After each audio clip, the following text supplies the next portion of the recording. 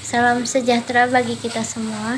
Yang terhormat Bapak Dr. Diding Nurdin MPD selaku dosen pengampu mata kuliah teori organisasi. Saya Ezra Agustina Simanjorang dengan NIM 2310564 akan menjelaskan mengenai asas-asas organisasi. Pembahasan pertama yaitu definisi asas. Asas merupakan alas, dasar, atau pedoman. Asas juga dapat diartikan sebagai sebuah kebenaran yang menjadi tumpuan atau pokok berpikir, pendapat, dan sebagainya. Selanjutnya yaitu definisi organisasi. Menurut James D. Money, organisasi adalah bentuk setiap perserikatan manusia untuk mencapai tujuan bersama. Menurut William Schultz, organisasi adalah suatu penggabungan dari orang-orang, benda-benda, alat-alat perlengkapan, ruang lingkup kerja, dan segala hal yang berhubungan dengannya, yang disatukan dalam sebuah hubungan yang teratur dan sangat efektif untuk mencapai segala tujuan yang diinginkan. Kemudian, adapun pengertian asas-asas organisasi. Asas-asas organisasi adalah sebuah manajemen atau pengelolaan agar terciptanya kesatuan sosial yang terkoordinasi dalam sebuah organisasi. Selanjutnya yaitu macam-macam asas organisasi. Asas-asas organisasi yaitu sebagai berikut. Yang pertama, asas tujuan organisasi. Asas ini adalah langkah awal yang dilakukan pada organisasi untuk merancang beberapa tujuan yang akan dibentuk dan yang akan dicapai. Tujuan organisasi akan berperan sebagai pegangan, landasan, dan serta pedoman bagi organisasi yang akan dibawa ke arah mana ke depannya. Yang kedua yaitu asas kesatuan tujuan. Dalam suatu organisasi harus ada kesatuan tujuan yang ingin dicapai dengan bersama-sama. Tanpa adanya kesatuan tujuan bersama, tidak berusaha dan tidak berupaya dalam mencapai sebuah tujuan, maka organisasi tersebut tidak akan berjalan dengan lancar. Agar tujuan bersama tercapai dalam berorganisasi, diperlukan kerjasama dengan semua orang yang ada di dalam organisasi tersebut. Yang ketiga yaitu asas kesatuan perintah. Asas kesatuan perintah ini adalah sebuah prinsip yang mewajibkan seluruh bawahan untuk menerima perintah dan memberikan tanggung jawabnya hanya kepada seorang pemimpin. Selanjutnya yaitu asas rentang kendali. Rentang kendali adalah jumlah pegawai, karyawan, ataupun bawahan yang bisa dikelola secara efektif oleh seorang pemimpin. Pada suatu organisasi, adanya rentang kendali ini karena dapat memengaruhi efektivitas organisasi dalam menjalankan tugasnya. Yang kelima yaitu asas pendelegasian wewenang. Pendelegasian sebuah wewenang atau kekuasaan adalah salah satu prinsip pokok dalam setiap organisasi yang memiliki kejelasan dan keefektifan. Delegasi wewenang merupakan hak seseorang untuk mengambil tindakan yang diperlukan agar tugas dan fungsi-fungsi dapat dilaksanakan sebaik-baiknya.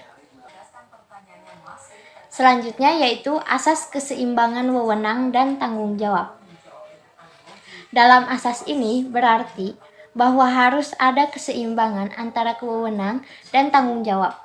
Seorang pemimpin dalam pemberian wewenang kepada bawahannya memiliki hak untuk mengajukan pertanggungjawaban yang sama atas wewenang yang telah diberikan.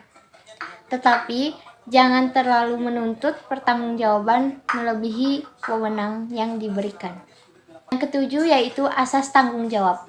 Melaksanakan tanggung jawab sangatlah penting agar pemimpin maupun bawahan dapat melakukan semua tugas dan kewajibannya dengan penuh tanggung jawab, bekerja sungguh-sungguh, dan tidak main-main. Pertanggungjawaban oleh bawahan terhadap pemimpin harus mengikuti garis kekuasaan pendelegasian wewenang. Selanjutnya yaitu asas pembagian kerja. Pembagian kerja pada sebuah organisasi adalah kewajiban yang bersifat mutlak. Adanya sebuah kerjasama untuk melalui proses pembagian kerja di dalam pembagian penetapan sebuah tugas, kegiatan, dan pekerjaan yang berkaitan dalam suatu unit kerja tertentu. Dengan ditetapkannya pembagian kerja yang jelas, tepat, dan sesuai, maka setiap anggota akan menjalankan kerjanya dengan baik. Yang kesembilan yaitu asas penempatan personalia. Setiap orang yang ditempatkan pada setiap tugas dan tanggung jawab yang sudah diberi agar terciptanya organisasi yang efektif, maka penempatan karyawan harus sesuai dengan kompetensi, kecakapan, dan keahlian bidang-bidang masing-masing anggota organisasi tersebut. Selanjutnya yaitu asas jenjang berangkai. Suatu rangkaian dari jalannya wewenang atau perintah yang diperintahkan dari pimpinan ke bawahan yang sifatnya tidak terputus-putus dan menempuh jarak terpendek. Yang ke-11 yaitu asas efisiensi. Sebuah organisasi harus dapat memprioritaskan penempatan di mana tugas-tugas yang perlu dilakukan terlebih dahulu untuk mendapatkan hasil yang baik bahkan hingga sempurna. Ke-12 yaitu asas kesinambungan. Organisasi harus mengusahakan bagaimana cara untuk menjamin keberlangsungan bertahannya organisasi tersebut. Untuk dapat melanjutkan kegiatan operasional, pendiri organisasi tersebut dalam sarana dan prasarana yang memadai harus dipastikan. Yang ke-13 adalah asas koordinasi. Setelah asas-asas lain telah berjalan seperti yang diharapkan, maka selanjutnya adalah sinkronisasi dan pengintegrasian semua tindakan dan aktivitas agar terarah dengan tujuan yang ingin dicapai dalam organisasi tersebut. Kesimpulan dari seluruh penjelasan sebelumnya yaitu asas-asas organisasi adalah prinsip-prinsip dasar yang membimbing perancangan, pengembangan, dan pengelolaan organisasi.